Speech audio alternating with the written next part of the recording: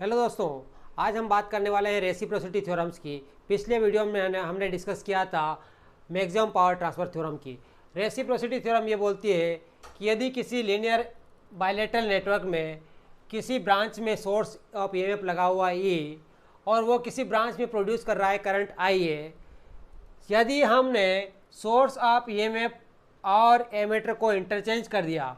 For example ये circuit है, यहाँ पे एक वोल्टेज सोर्स लगा हुआ ई और इस ब्रांच में हमें करंट निकालना है, वो करंट एमीटर करंट शो कर रहा आई है। हमने क्या किया, इस जो सोर्स या ईएमएफ है इसको चेंज कर दिया और एमीटर को इस ब्रांच में लगा दिया, है ना। इंटरचेंज कर दिया मीन्स सोर्स ऑफ ईएमएफ को यहाँ से यहाँ कनेक्ट कर दिया और एमीटर को यहाँ से यहाँ कनेक्ट कर दिया। तब जब इस ब्रांच में सोर्स ऑफ ईएमएफ लगा रहेगा, तब जो करंट प्रोड्यूस करेगा ये सोर्स इस ब्रांच में, वो करंट जब सोर्स इस ब्रांच में लगा था उस टाइम पे यहाँ जो करंट प्रोड्यूस कर रहा था सेम करंट प्रोड्यूस करेगा। ये हम देखते हैं इसको। फॉर एग्जांपल अभी अपन देख रहे हैं इस ब्रांच में सोर्स वोल्टेज लगा हुआ है ई, यानी इसकी वैल्यू है 36 वोल्ट, और इससे हम देखेंगे करंट आई ए इस ब्रांच में। फिर हम इस ब्रांच में वोल्टेज सोर्स लगाएंगे 36 वोल्ट का और उसको हम इस ब्रांच में करंट चेक करेंगे क्या ये दोनों ही बराबर आ रहे कि नहीं आ रहे। अकॉर्डिंग टू रेसिप्रोसिटी थ्योरम ये बोलती है कि दोनों ही केस में वो वोल्टेज सोर्स इंटरचेंज करने पर करंट उस पर्टिकुलर ब्रांच में सेम आना चाहिए।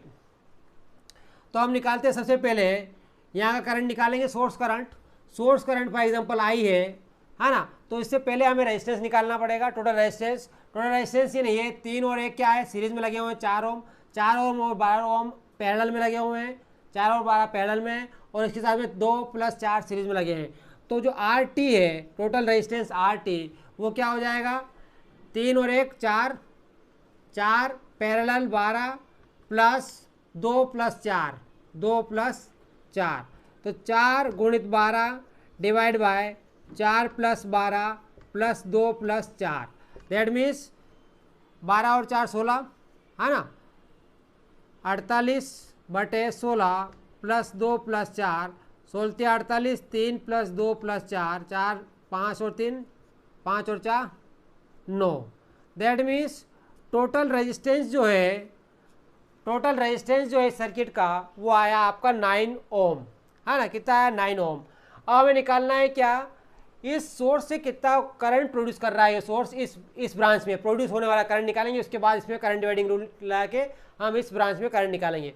तो आपका जो करंट है वो कितना हो जाएगा, I = E divide by means 36 divide bye 9, that means 4, है ना।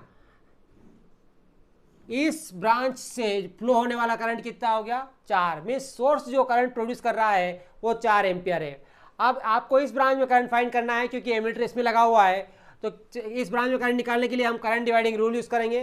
करंट डिवाइडिंग रूल कैसे निकालेंगे, IA इस ब्रांच में करंट निकालना है IA का, तो IA = total current 4 ampere into इसका opposite branch resistance 12 divide by total resistance 12 और 4, है ना।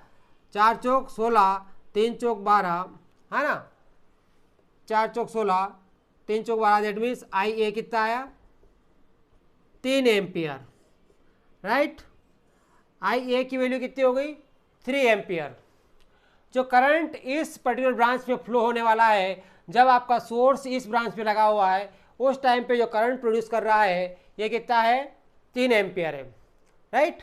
कितना है, 3 एम्पियर है। अब अपन कंसिडर करते हैं इसका just reverse process, means source voltage जो है उसको मैं रिप्लेस करता हूँ और इस पर्टिकुलर ब्रांच में करंट फाइंड करूँगा जब सोर्स इस ब्रांच में एक्ट होगा तब, है ना।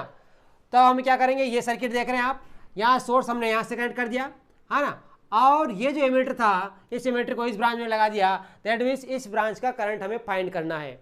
तो प्रोसेस क्या है, प्रोसेस सबसे पहले टोटल रेजिस्टेंस फाइंड करेंगे।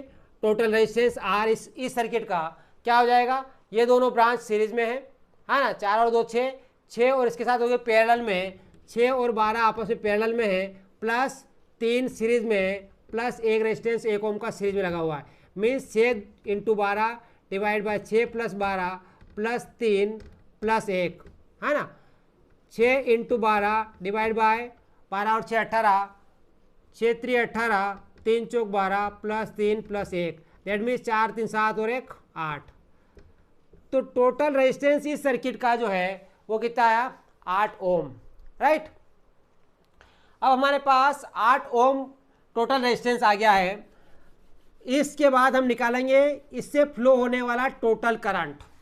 दैट मीन्स जो सोर्स प्रोड्यूस करेगा, जब सोर्स इस ब्रांच में कनेक्टेड है तब कितना करंट प्रोड्यूस करेगा, total voltage divide by the total resistance. Total resistance कितना है 8, तो आपका टोटल करंट कितना हो जाएगा। इस ब्रांच में यदि करंट आपका IB फ्लो हो रहा है फॉर एग्जांपल, तो IB इक्वल टू IB नहीं, हम इसको IT मान लेते हैं, total current IT equal to 36 divide by 8, है ना, ठीक है। तो आपका हो गया 4 दूना 8, 9 चौक 36, that means 4.5, right. That means जो टोटल करंट जो है सोर्स प्रोड्यूस कर रहा है वो कितना प्रोड्यूस कर रहा है 4.5 एम्पियर। अब हमें क्या करना है, हमें इस ब्रांच का करंट फाइंड करना है। क्यों, क्योंकि जब हमने वो सोर्स को इंटरचेंज किया है, सोर्स इस ब्रांच में लगा था और हमने इस ब्रांच में कनेक्ट किया है, इस ब्रांच में सोर्स लगा था तब इस ब्रांच का करंट निकाल लिया। अब इस ब्रांच का करंट निकालना है जब सोर्स को चेंज करूंगा मैं, है ना। दैट मीन्स सोर्स इधर कनेक्ट कर दिया, तो आपका करंट क्या हो जाएगा, टोटल करंट क्या हो जाएगा आपका 4.5 एम्पियर आया। तो इस ब्रांच का करंट जो है वो क्या है IB, तो IB इक्वल टू क्या हो जाएगा, IB equal to total current 4.5 ampere इस ब्रांच का करंट है, इनटू, है ना, इनटू अपोजिट ब्रांच का रेजिस्टेंस। इस ब्रांच में करंट निकालना है, इसका opposite branch 12 ohm divide by total resistance 12 plus 3 plus 4, 12 plus 2 plus 4 means 12 और 4 16 और 2 18, that means 4.5 into 12 divide by 18, है ना, ठीक है। तो अब क्या हो गया 6 दूना 12, 6 3 18, ठीक है। 45 दूना 4.5 इंटू 2 कितना हो गया 9 बटा 3, दैट मीन्स 3, यानी IB कितना आया 3 एम्पियर और IAB कितना आया था 3 ampere. That means IB equal to IA। दोनों ही केस में करंट जो है आपका क्या फ्लो हो रहा है, सेम करंट फ्लो हो रहा है। जब हमने वोल्टेज सोर्स को इंटरचेंज करके उस एक ब्रांच में वोल्टेज सोर्स लगा था, उसके दूसरी ब्रांच में करंट निकाला और दूसरी ब्रांच में वोल्टेज सोर्स लगा के जिस ब्रांच में वोल्टेज सोर्स लगा था उसका करंट निकाला, तब हमें क्या मिला, दोनों का करंट सेम मिला। इस प्रकार रेसिप्रोसिटी थ्योरम ये बोलती है कि करंट और वोल्टेज इंटरचेंजेबल है। मीन्स वोल्टेज सोर्स को अपन इस ब्रांच में लगाया तो इसमें जो करंट था उस टाइम पे जब यहाँ पे सोर्स लगाऊंगा तो इसमें जो करंट होगा वो क्या होगा, सेम होगा, राइट। इस प्रकार हम रेसिप्रोसिटी थ्योरम को समझ सकते हैं। Thank you.